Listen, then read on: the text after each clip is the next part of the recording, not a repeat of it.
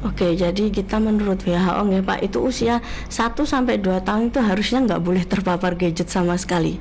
Berapa tadi?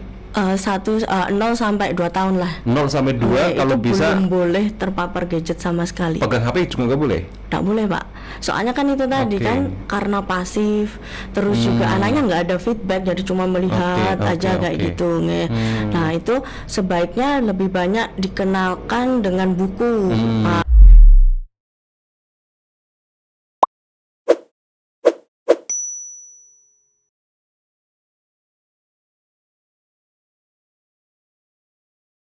Assalamualaikum warahmatullahi wabarakatuh. Selamat berjumpa lagi di Al-Firdaus Edu Talk bersama saya Imam Subhan. Podcastnya Al-Firdaus, kupas tuntas tentang perkembangan anak dan juga pendidikan masa kini. Baik, sudah ada di samping saya, di depan saya persis ada panggilannya Bunda ya, Bunda Rosita Wulandari, akrab disapa Bunda Rosi. Beliau adalah seorang terapis wicara ya. Baik, di tema kali ini kita akan membahas yang menurut saya ini tema yang jadi perhatian betul untuk para orang tua di dunia digital saat ini, di dunia teknologi informasi yang luar biasa kecepatannya. Dan di satu sisi memang itu positif ya, karena anak-anak kita lahir menjadi generasi digital ya, generasi gadget gitu ya. Nah, tapi di sisi lain tentu ada dampak-dampak yang memang itu bisa mempengaruhi perkembangan anak dan itu harus kita waspadai betul. Nah, tema kita kali ini kita akan membahas tentang dampak screen time dengan perkembangan bahasa anak ya. Artinya screen time itu adalah anak yang suka bermain dengan jari-jari mereka ya, dengan touchscreen mereka, dengan gadget terutama, dan apakah dampaknya bagi perkembangan bahasa. Kita fokus ke perkembangan bahasa dan ini harus diwaspadai oleh orang tua. Begitu Bunda Rosi? Iya Pak. Betul ya? Tepat, ya. Oke. Nah, mungkin sebelum kita bahas lebih detail ya, apa sih pengertian screen time? Mungkin biar pemirsa tayangan ini bisa tahu apa sih screen time itu, Bunda Rosi. Oke, screen time itu dari bahasa Inggris nggih. Jadi untuk screen itu layar dan time itu waktu. Jadi screen time itu waktu yang kita habiskan untuk berhadapan dengan layar seperti ponsel atau mungkin komputer, televisi seperti itu, Pak. Gitu ya. Jadi anak banyak dihabiskan waktunya untuk screen time tadi, bermain gadget, bermain komputer. Televisi juga bisa menonton. Televisi termasuk screen time ya.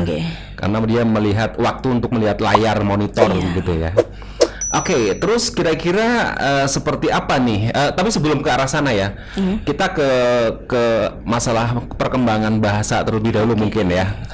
Seperti apa sih perkembangan bahasa, kemampuan bahasa itu dimulai dari mana? Terus mungkin tahapannya seperti apa, Bunda Rosi? Oke, untuk tahap perkembangan bahasa sendiri ada 4 tahap nggih.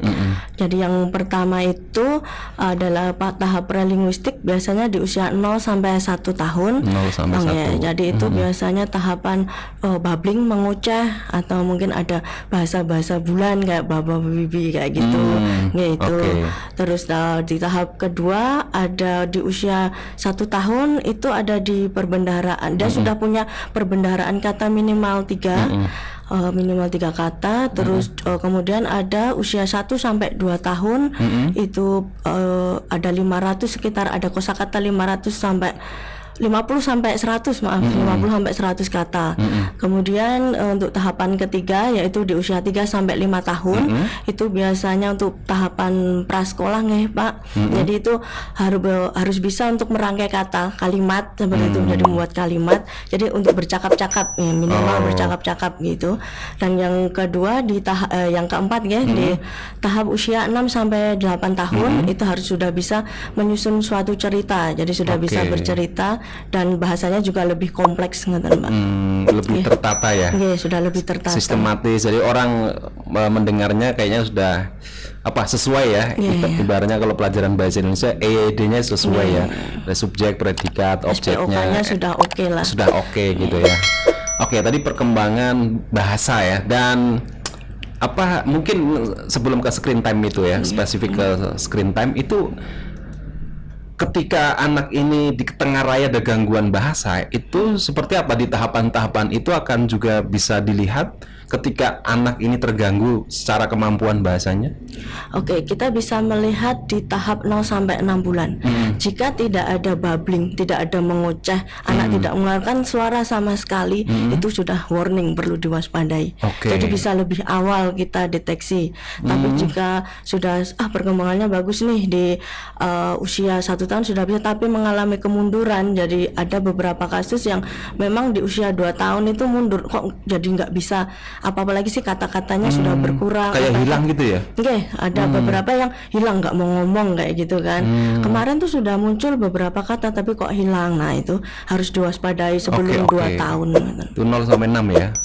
Itu sudah mulai, kalau ada kata kan sudah mulai usia 1 sampai 2 tahun. Kalau 0 sampai 6 itu babbling, ngoceh itu, Pak. Iya. Tapi itu sudah di ini ya, sudah bisa ditengarai ini anak ini ada gangguan kalau tidak bisa babbling tadi. Oke. Terus kalau sudah ada semacam itu, karena memang gini,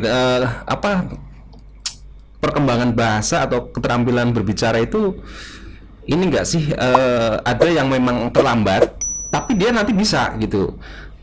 Ada yang memang cepat gitu ya. Artinya sesuai perkembangan betul pas gitu. Tapi ada yang memang dia lambat, tapi akhirnya ketika bisa dia menginjak usia tertentu bisa akhirnya. Itu kayak gitu wajar nggak? Artinya ada orang tua yang membandingkan misalkan anak saya misalkan ini sama-sama 2 tahun, ini 2 tahun. Ini sudah luar biasa nih kosakatanya banyak. Kali ini sedikit banget gitu loh. Nah, ini khawatir nih orang tua yang punya anak yang ini yang kurang gitu. Itu gimana? Tapi nanti akhirnya toh perjalanan waktu bisa gitu. Seperti jadi, itu ada gangguan nggak yang tadi ini? Itu namanya delay, terlambat. Ada disorder sama delay. Jadi kalau delay itu terlambat, nanti akan bisa mengejar jika stimulasinya tepat. Tapi jika disorder, gangguan, nah itu yang perlu diwaspadai. Itu mungkin kalau tidak ada stimulasi seperti terapi itu nanti bakal nggak bisa ngejar. Jadi kita harus tahu ini benar-benar terlambat atau mungkin ada yang faktor lain seperti itu. Jadi semisal ada faktor lain, anaknya tuh fokusnya kurang atau mungkin banyak gerak atau mungkin gangguan pendengaran, yang gitu, seperti itu sih. Harus diteliti harus dulu, harus ada diobservasi lebih lanjut. Tapi kalau apakah harus segera dibawa ke terapi ketika tadi langsung apakah tepat begitu? Apakah cukup nanti orang tua ditangani orang tua dulu gitu? Kalau misalkan 0 sampai 6 atau 1 sampai 2 sudah ada ini indikasi kayaknya gangguan nih atau delay, itu perlu nggak cepet-cepet langsung dibawa ke terapi atau ke klinik kesehatan atau apa gitu? Oke, jika usianya sudah mencapai, biasanya kalau di klinik kita ya Pak ya, itu sudah 22 bulan itu orang tua sudah panik, biasanya sudah membawa ke klinik biar cepat tertangani, kita observasi seperti itu. Gitu ya? Oke, jadi kalau takutnya nanti terlambat, kalau sudah masuk lebih dari 2 tahun tidak segera ditangani, takutnya nanti lebih parah lagi nanti. Jadinya agak kesusahan untuk kita ngejarnya, komunikasinya. Kalau klien Bunda Rosi ini kebanyakan yang usia berapa biasanya? Yang sekarang ditangani? Yang sekarang saya lebih ke usia prasekolah ya. Jadi usia 2 tahun itu juga di delay atau memang gangguan bicara? Ada beberapa yang delay, ada yang gangguan seperti autis, itu juga ada Pak, seperti itu ya. Ada yang memang hanya terlambat, hanya butuh stimulasi sedikit nanti sudah selesai, gitu juga ada. Oke, kita ke screen time-nya ya. Terus seperti apa sih dampak screen time ini langsung ke kemampuan bicaranya ini? Apa saja nih? Kalau untuk dampaknya kita bicara di positifnya itu. Ada positifnya ya? Enggak, ada positif, ada negatif. Tadi saya di awal ngomong gitu ya. Jadi dampak positifnya kita bisa belajar bahasa cepat tuh anaknya. Jadi dengan melihat dia mau meniru. Nah, itu bisa cepat untuk melatih dia bicara gitu. Kalau mungkin ada komunikasinya juga lebih lebih cepat dari anak-anak yang lain karena dia sudah mengenal bahasa dulu gitu. Terus juga bisa lebih kreatif. Jadi lebih apa nggak istilahnya banyak bahasa yang didapat lah gitu kan. Kosakata baru lah. Kosakatanya dari banyak gitu. internet, Terus bisa belajar bahasa yang lain juga. Jadi bahasa Inggris kayak gitu. Lebih cepat biasanya kalau anak yang terpapar gadget itu. Kalau untuk negatifnya biasanya anak-anak lebih kesulitan karena gadget itu kan ada radiasinya nggak Pak. Itu juga di masalah kesehatan bisa pengaruh ke otak karena memang gadget itu kan pasif. Pasif, jadi anak sudah membuang waktu dan hanya melihat scroll aja tanpa ada yang mengajak dia bicara, tanpa ada feedback. Jadi kelemahannya di situ, anak juga malas, konsentrasinya juga berkurang seperti itu. Oke, itu dampak buruknya ya. Dampak buruknya. Itu kalau apa mungkin yang disebut screen time yang berlebihan yang akhirnya punya dampak buruk itu ada nggak durasi anak bermain gadget itu seperti apa biar karena kita memang ya anak kan nggak mungkin kita jauhkan gadget ini dari anak kan lahir memang dunia gadget ya, dia pasti suatu saat ya dia akan bermain gadget itu, cuma kan tadi kita nggak mungkin bisa menghilangkan barang ini ke anak gitu. Nah terus seperti apa biar screen time ini nggak ke dampak buruknya itu? Pembatasannya kayak apa? Pengaturannya? Oke, jadi kita menurut WHO ya Pak, itu usia 1-2 tahun itu harusnya nggak boleh terpapar gadget sama sekali. Berapa tadi? 0-2 tahun lah. 0-2 kalau itu bisa belum boleh terpapar gadget sama sekali. Pegang HP juga nggak boleh? Nggak boleh Pak. Soalnya kan itu tadi kan karena pasif, terus juga anaknya nggak ada feedback, jadi cuma melihat aja kayak gitu. Nah itu sebaiknya lebih banyak dikenalkan dengan buku, mendongeng. Terus kita bacakan buku, kita cerita, terus kita tanya, mungkin kita lihatkan gambar. Ini mana yang gambarnya kelinci? Jadi anak lebih diajak untuk berinteraksi, ngeten Mbak. Nah, aktivitas ya. Aktivitas yang nyata, yang real dengan orang tua, bonding dengan orang tua itu ada, ngeten. Jadi kalau menurut WHO juga di usia 2 tahun kita baru bisa mengenalkan. Tapi itu juga dengan batasan 1 jam. Jadi kita bisa membagi 1 jam satu hari itu dibagi 4, misalnya 15 menit pagi, 15 menit di siang seperti itu, atau mungkin setengah jam kita berikan. Itu sulit banget loh kayaknya. Susah loh orang Indonesia. Sangat susah itu. Karena bayi aja sudah ininya daripada megang apa itu, kalau dulu itu kempong, sekarang pegangnya HP, kempongnya jadi HP kan. Nah, itu memang dan itu anak langsung diam gitu loh. Peran orang tua sih Pak. Ya kita sebagai orang tua juga mau nggak sih anak kita nantinya akan terlambat bicara atau apa seperti itu. Tapi idealnya adalah 0 sampai 1 jangan sampai 0 sampai 2. 0 sampai 2 jangan sampai kenal namanya ini. Tapi kalau televisi sama boleh sih Pak, itu kan sama aja ya? juga kita dampingi. Enggak, kalau televisi kan agak jauh gitu loh dari monitor gitu loh. Dan radiasinya kayaknya nggak terlalu. Tetap nggak boleh juga ya? Itu kan bukan hanya radiasinya aja sih Pak, tapi pasifnya tadi Pak. Karena cuma melihat itu kan nggak ada interaksi dengan orang sekitar. Bahkan enaknya nonton televisi atau HP itu enaknya sambil tiduran ya orang ya. Padahal kadang anak tuh posisinya mirang-miring, tapi semuanya selalu pegang HP tangannya ini atau lihat TV tadi ya. Intinya 0 sampai 2 nggak boleh. 2 itu baru diperkenalkan dan dibatasi 1 jam satu hari 1 jam. Dan itu bisa dibagi-bagi waktunya. Terus mungkin ada aturan lain maksudnya yang ideal untuk menjaga kesehatan ini. Maksudnya tadi biar tidak kena screen time tadi. Usia berapa yang dia boleh akhirnya agak lebih nih 2 jam 3 jam. Itu bisa diperkenalkan jika anak sudah paham. Kita kan sudah kenalkan di usia 2 tahun ya, 2 tahun sudah dikenakan, dibatasi. Nah, jika dia sudah mulai menginjak usia sekolah yang memang benar-benar membutuhkan, kan sekolah sekarang kan nggak mungkin cuma buku aja Pak. Nyarinya kan kita kan cari dong googling kayak gitu. Nah, itu baru ya. Nah, itu udah baru mulai dan itu juga masih dibatasi sih Pak. Artinya kontrol orang tua sangat kuat. Harus jadi 2 jam paling nggak maksimal itu pegang HP. Itu pengaruh emosi juga sih Pak. Kalau lama-lama dia pegang HP terus ada game, nah itu terutama banyak kasus di tempat kita yang karena game jadi perilakunya candu game terus perilakunya jadi buruk banget ya. Oke. Nah terus gimana nih cara ngatasinya, maksudnya ketika memang anak kita Ya tadi saya yakin lah ini pasti semua anak yang lahir sekarang ya itu pasti akan screen time betul dan dampak buruknya juga akan terasa. Itu cara mengatasinya gimana nih supaya kita bisa mencegah nih tentang dampak buruk tadi dari screen time ini? Oke, salah satunya dikurangi Pak, dikurangi pemberian HP dan untuk waktunya juga diperhatikan. Terus mendampingi anak waktu dia mencari apa nggak istilahnya kayak googling atau YouTube, lihat YouTube atau apa, kita dampingi. Atau kalau tidak bisa dialihkan dengan buku atau permainan yang lain. Mungkin juga bisa diajak keluar, kita main keluar dengan keluarga gitu, family time lah kayak gitu. Bisa dialihkan. Alihkan aktivitas supaya anak ini nggak selalu pegang itu ya. Nah, ya memang tadi gadget itu sesuatu yang menarik karena ya benda kecil ini kan semuanya tersimpan apapun ada gitu ya. Permainan anak tadi, game, terus tadi video-video YouTube yang menghibur anak, suka penasaran ya gitu ya. Nah, sejauh mana memang peran orang tua tadi ya memang ini ya agak susah juga sih, kita perlu waktu betul seorang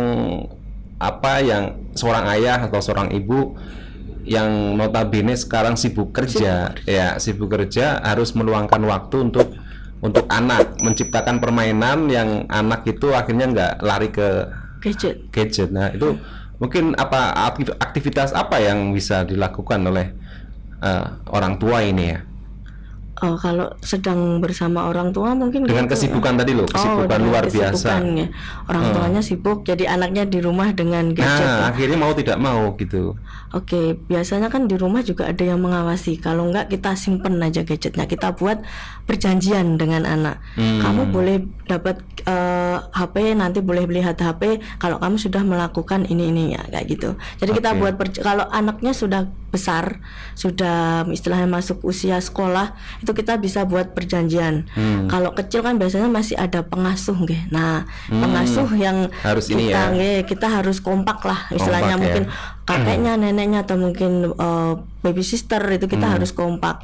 Tapi kalau sudah usia dewasa, usia besar, usia sekolah, kita adakan perjanjian biasanya gitu. Kamu baru boleh pegang ini kalau kamu sudah melakukan ini, gitu. Atau mungkin jamnya, kamu boleh pegang HP kalau hari ini aja. Atau kalau mungkin kalau mama sudah pulang, kamu boleh, jadi jangan diberikan satu anak satu gadget kalau bisa itu.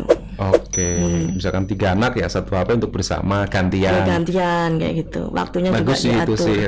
Itu bagian dari ini sebenarnya ya, ada kedekatan antar anak satu dengan anak yang lainnya. Kalau masing-masing dikasih satu memang sangat individualis, nanti dia pasti akan mendiri di kamar, yang satu nonton ini, yang satu, nah itu juga nggak bagus. Tadi bagus sih.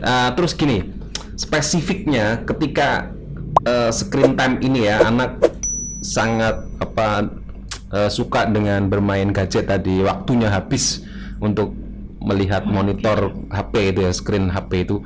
Nah, dampak yang memang dari sisi kemampuan bicara ini apa sih? Maksudnya apakah nanti terus anak yang suka nonton dia jadi sulit ngomongnya? Ya tadi kan kalau ini juga ada positifnya, nambah kata-kata. Terus yang dirasa mungkin ini kasus juga mungkin yang pernah ditangani oleh Bunda Rosi. Seperti apa yang dia memang karena pengaruh ini nih, itu langsung ngomongnya jadi begini. Ada nggak yang memang kasus begitu? Kasus terlambat ngomong karena gadget. Ada nggak? Banyak sih Pak. Banyak ya? Banyak. Jadi orang tua itu nggak paham. Jadi sudahlah tak kasih. Jadi saat waktu makan dah tak kasih HP biar makannya lahap gitu, atau betul, nangis gitu kan. Sudah kamu pegang HP aja biar diem kayak gitu. Nah itu juga termasuk istilahnya orang tua yang memang harus ngerem, itu nggak boleh lah kayak gitu. Jangan dikasih kalau waktu makan atau waktu dia tantrum menangis kayak gitu langsung dikasih kayak gitu. Nah banyak juga kasus seperti itu karena memang itu tadi Pak, pasif tadi, anak cuman ngelihat aja, nggak ada. Kecuali beda lagi kalau didampingi. Jadi ada beberapa kasus memang dengan pendampingan orang tua itu gadget akan menjadi lebih bermanfaat gitu. Tapi itu tadi dia terlambatnya ada gangguan bicaranya itu ke kemampuan ngomongnya kan, kalau kemampuan bicara, kalau saya juga seorang guru public speaking ya, kan kita mengenal kalau vokal itu kan ada namanya artikulasi, ya kan, ada intonasi ya gitu, ada aksentuasi macam-macam lah itu ya. Nah, apakah ada gangguan ke arah sana? Jadi ngomongnya nggak jelas, terus ngomongnya kecil banget gitu, terus percaya dirinya rendah. Ada nggak langsung ke spesifik ke arah sana dengan gangguan screen time ini, Eli? Oke, kalau Ada nggak? untuk usia anak-anak di usia 2, maksudnya di bawah 5 tahun itu biasanya spesifiknya memang mereka nggak ada kata. Malah nggak ada kata, pasif banget gitu ya? Pasif banget, mundur. Oh, diajak bicara kayak ini interaksinya kurang gitu? Kurang ya, karena gadget memang membatasi interaksi dia dengan orang lain, kan. Jadi karena tidak ada interaksi dengan orang lain, jadinya dia nggak tahu mau ngomong apa, mau jawab apa kalau ada orang tanya, ingatan. Tapi kalau untuk yang usia sudah dewasa, maksudnya sudah SD gitu, ya? Nah, karena gadgetnya itu bisa menimbulkan emosi, terus emosi yang berlebihan biasanya, Pak. Karena Terus pengaruh tontonan ya. Pengaruh tontonan, terus juga lebih ke menarik diri karena memang cuman dia pegangnya HP dan nggak ada teman di sekitarnya yang mau bermain. Nah, itu dia kan jadi introvert, menarik diri, dia nggak percaya diri. Mungkin kalau untuk ngomong di kelas atau dia jadi menarik diri, nggak pede. Kalau itu tidak ada yang lain. Misal kalau di kasus kita itu ada yang namanya ID, intellectual disability, jadi IQ di bawah. Nah, kalau nggak ada seperti itu atau mungkin autis kayak gitu, memang murni karena pengaruh gadget, itu juga ada sih, Pak. Jadi memang harus segera ditangani, biasanya di terapi. Untuk percayaan dirinya gitu. Oke, terus kalau yang tadi memang ada gangguan ya, terus dibawa ke terapis misalkan ya, ke Bunda Rosi ini. Terus cara penanganannya itu seperti apa, dan itu kan harus kerjasama ya antara terapis dengan orang tua kan. Jadi tetap di rumah pun dibiasakan dengan lingkungan yang sehat, tidak lagi fokus ke sini. Nah, itu kira-kira seperti apa biar cepat tertangani ketika memang anak ini sudah sangat terganggu dengan waktu untuk screen time ini. Nah, terus terapi ke Bunda Rosi, terus di rumah seperti apa kerjasama antar terapis dengan orang tuanya ini? Jadi memang biasanya kita kondisikan dulu, kita lihat anaknya kondisinya seperti apa, atau ada gangguan yang lain, atau murni speech delay, jadi gangguan bicara yang tadi yang nggak begitu parah sekali kayak gitu kan. Nah, kita juga kondisikan ke orang tua kita, biasanya kayak ada home program itu loh, Pak. Jadi di rumah itu juga harus dilakukan. Jadi kalau memang harus mau berhasil ini terapinya, jadi biasanya kan kita ada komunikasi dengan orang tua. Nah, orang tua itu harus seperti ini, biasanya kita kasih tahu sih, misalnya hindari gadgetnya, dikurangi makanan manis atau seperti apa gitu kan, tergantung kondisinya. Sampai ke pola makan ya. Kalau kan kalau ada beberapa kasus yang habis dari autis itu kan memang kita harus ngatur pola makan juga, ya cuma HP. Jadi banyak faktor sih, Pak, sebenarnya. Nah, nanti dari situ kita bisa bisa edukasi orang tua juga, karena memang nggak boleh untuk pegang HP, kita harus batasi. Nah, nanti kita lihat hasilnya setelah 1 atau biasanya kita ada 3 bulan observasi ulang itu nih, Pak.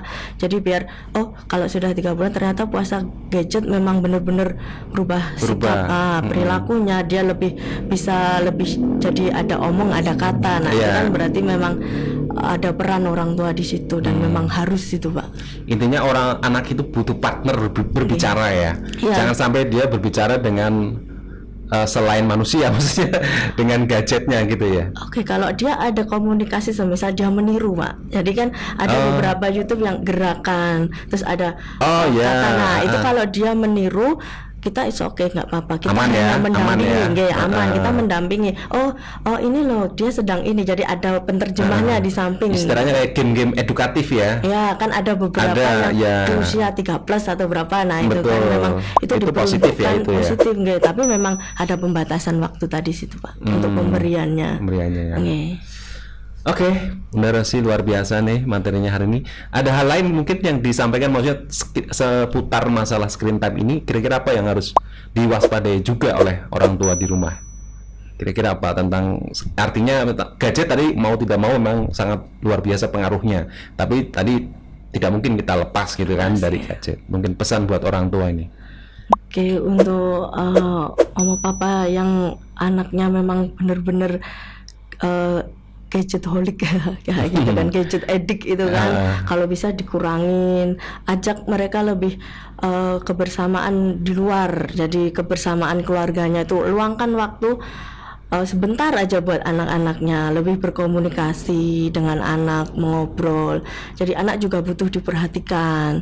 Ganti gadget bisa dengan buku atau mungkin dengan permainan edukatif yang sekarang lebih banyak daripada kita dulu. Nah itu salah satunya itu sih, lebih komunikasi dengan keluarga. Oke, siap. Luar biasa. Terima kasih Bunda Rosi. Ya, tak terasa sudah 20 atau 30 menit kita ngobrol di sini ya, di podcastnya Alfridaus. Dan tadi kita ngobrol dengan Bunda Rosi bagaimana tadi tentang dampak screen time itu untuk anak, perkembangan, terutama perkembangan bahasa ya, kemampuan berbicara anak kita gitu. Dan tadi sekali lagi bahwa yang namanya gadget ya, televisi atau dunia digital, ada positifnya juga ada gitu, tapi juga ada negatifnya, dan kita harus selalu bisa mencegah sejak dini supaya anak kita berkembang sesuai dengan ya perkembangannya gitu. Artinya kalau anak yang wajar-wajar atau anak yang normal tentu ada tadi ciri-cirinya ya, 0 sampai 1 seperti apa, 1 sampai 2 seperti apa, kemampuan bicaranya gitu. Nah itu harus selalu, intinya tadi pesan Bunda Rosi, kita perbanyak waktu kita dengan anak-anak kita, komunikasi selalu terjaga, interaksi selalu terjaga, dan ada selalu aktivitas yang kita ciptakan untuk anak-anak kita di rumah atau di luar rumah. Oke, terima kasih yang sudah menyaksikan tayangan ini. Sekali lagi terima kasih Bunda Rosi ya.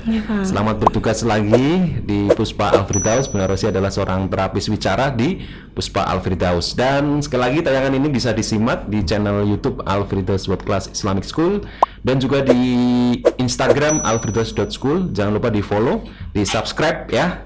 Dan silakan kalau ada usulan tema-tema tentang perkembangan anak dan pendidikan, boleh di kolom komentar ya.